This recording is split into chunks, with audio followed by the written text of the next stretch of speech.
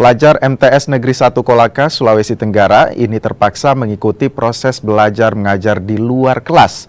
Ada sekitar 350 siswa dari 11 kelas yang belajar di luar ruangan untuk mengantisipasi gempa susulan.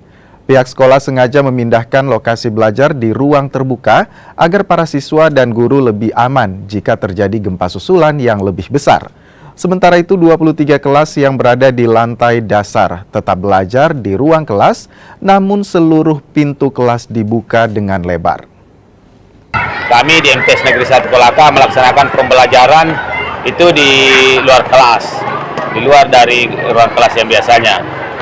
Kami berharap bahwa kondisi pembelajaran tetap jalan dan kita juga tetap waspada, terhadap bencana yang melanda kita dengan memberi kebijakan bahwa siswa yang berada di lantai 2 itu kita bawa di tempat yang kebetulan ada masjid ini yang memadai.